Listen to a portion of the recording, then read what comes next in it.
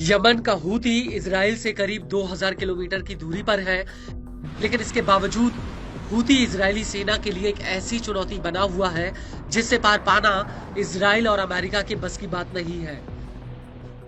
जी हां, गाजा युद्ध शुरू होने के बाद हूती हमास के सुरक्षा कवच के रूप में मैदान में उतरा था और देखते ही देखते हूती के ड्रोन और मिसाइल लाल सागर से लेकर तेल अवीव में कहर बरपाने लगे थे। हूती ने तेल अवीव के भीतर अमेरिकी दूतावास के बिल्कुल पास में एक मिसाइल हमला किया था। हालांकि जवाबी हमले में इजराइल, अमेरिका और ब्रिटेन ने यमन के भीतर हूती के ठिकानों पर कई हवाई हमले किए थे, लेकिन इसके बावजूद हूती की ताकत में कोई कमी नहीं आई और अब हूती ने एक बार फिर से लाल सागर में अमेरिकी सेना पर एक बहुत बड़ा अटैक किया है। हूती के प्रवक्ता ब्रिगेडियर जनरल याहा सारी का कहना है कि हूती के लड़ाकों ने 10 दिसंबर 2024 को अमेरिका के 3 सप्लाई जहाजों और 2 विध्वंसक जहाजों पर अदन की खाड़ी में मिसाइल और ड्रोन हमला किया है। हूती का कहना है कि इन जहाजों पर उस वक्त हमला किया गया जब ये जिबूती बंदरगाह से निकले थे। हूती का ये भी दावा है कि अमेरिका के ये जहाज पहले यमन के खिलाफ हमले में शामिल थे।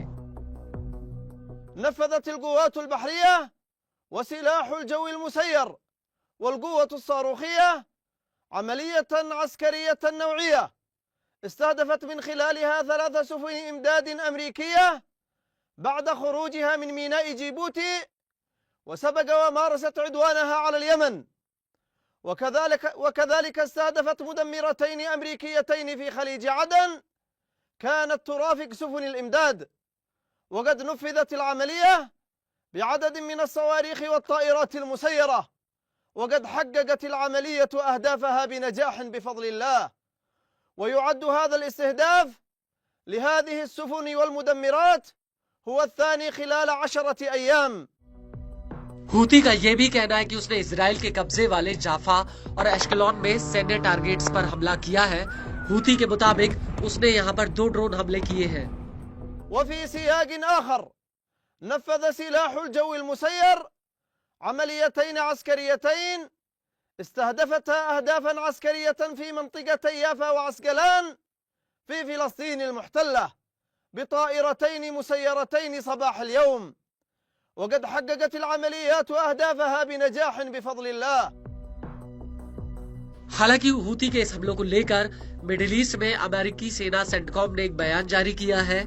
सेंटकॉम का कहना है कि विध्वंसक जहाज ने चालक दल की सुरक्षा सुनिश्चित करते हुए एक तरफा ड्रोन और एक एंटी शिप क्रूज मिसाइल को हवा में ही मार गिराया। इसके साथ साथ सिविलियन जहाज और उनके चालक दल को भी सुरक्षित किया गया। विध्वंसक जहाज 3 अमेरिकी जहाजों की अगुवाई कर रहे थे जो मर्चेंट झंडे वाले थे। हूती के हमलों में जहाजों को कोई नुकसान नहीं हुआ है और इसी विध्वंसक ने पिछले 2 हफ्तों में हूती के एक और हमले को नाकाम कर दिया था। आपको बता दें कि अमेरिका का कहना है कि 2 अमेरिकी नेवी जहाज यूएसएस स्टॉकडेल और यूएसएस ओकेन ने हूती के हमलों का जवाब दिया। वहीं न्यूज एजेंसी एसोसिएट प्रेस का कहना है कि अमेरिकी नेवी हेलीकॉप्टर और फ्रांस के एयरफोर्स के जेट्स ने इस हमले को नाकाम करने में मदद की है। इन दोनों ने मिलकर हूती के ड्रोन और एक मिसाइल को हवा में ही गिरा दिया। आपको बता दें कि हूती ने इन जहाजों पर 30 नवंबर 2024 को और 1 दिसंबर 2024 को भी हमला किया था और इन हमलों के बाद हूती ने 9 दिसंबर 2024 को केंद्रीय इजराइल के यावने शहर पर एक ड्रोन अटैक किया था। हूती का ये ड्रोन यहाँ पर एक बिल्डिंग के 15वें फ्लोर पर फटा था, जिसका एक वीडियो भी सामने आया था। हालांकि इस हमले में कोई हताहत नहीं हुआ था।